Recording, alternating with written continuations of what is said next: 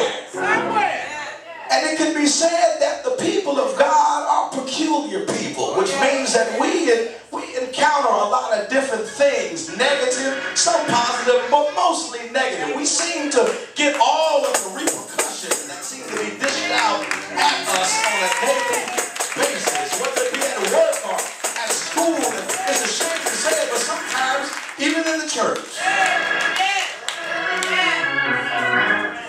In this Christian walk, trying to maintain a consecrated mind and spirit seems to be so difficult to come by.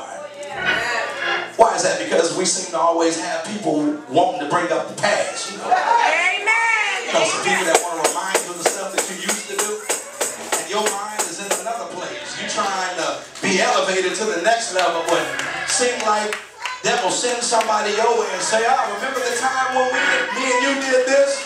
Remember we used to go out and sleep around with folks? Remember we used to go out and share the same bottle? Remember we used to take a puff of the same cigarette? We call it a joint. I'm going to be real. Remember when? I must be talking to some proud people today. Listen, handling the word of the Lord is not a clean job. I want you to realize this. It can be messy sometimes. But we seem to have encounters with these type of people. No matter how much good one performs, it seems like folks always remember the faults of another.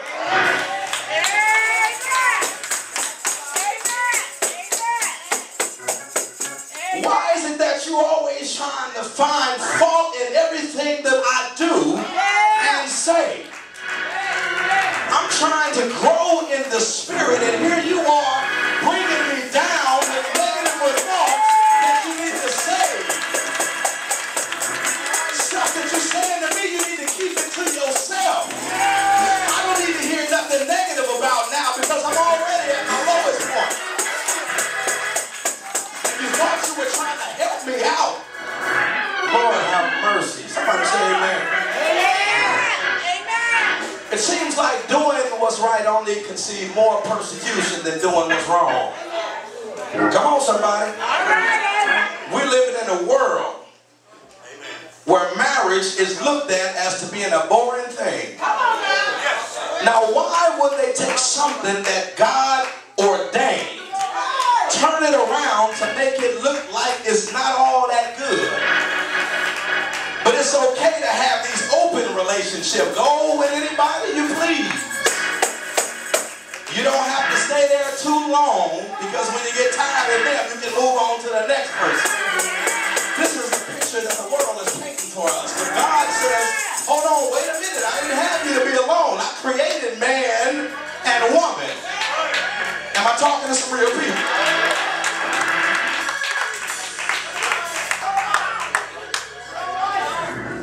But God is so merciful. Yes, He is.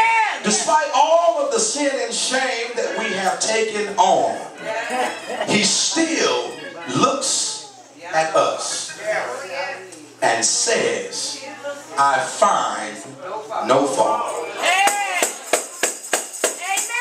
Amen. This is our message topic for Amen. Look at your neighbor and say, neighbor, I find no fault. No fault. Whatever it is you did to me. Come on, tell them. Whatever it is you did to me. Whatever you did, you did. And whatever it is I did to you. Whatever I did to you. I find no fault. No fault. Give the Lord a hand for it. Amen. Which brings us to our first point. We have to learn how to exercise humility in the face of opposition. We're talking about David in the lion's den.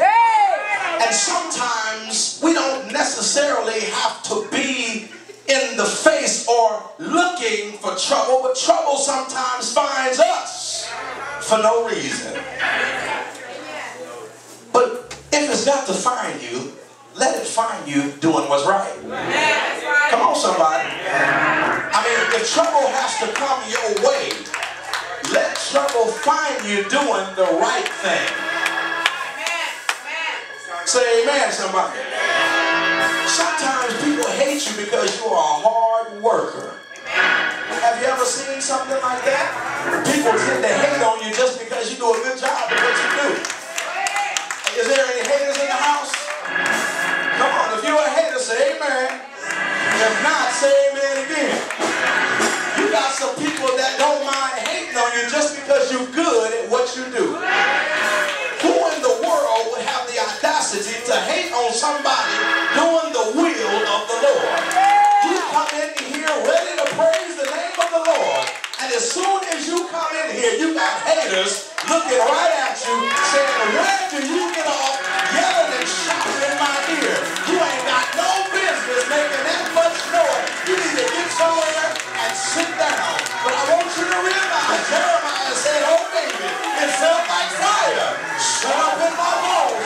So excuse me if I'm not as quiet as you would like for me to be. I will calm down just a little bit, but I will still yell about how good God has been. And if you don't like it, move over a little bit, hater, because I need a little bit more room to cut my step. Because if God has been good, and I know He delivered somebody, you ought to say amen. I got so much and too much to thank God for. So don't look at me like I'm funny, but even if you do, I'll be praising His name. I'm going to pray for your bad attitude. I'm going to pray for your sour face on your look on your face. I'm going to pray for your bad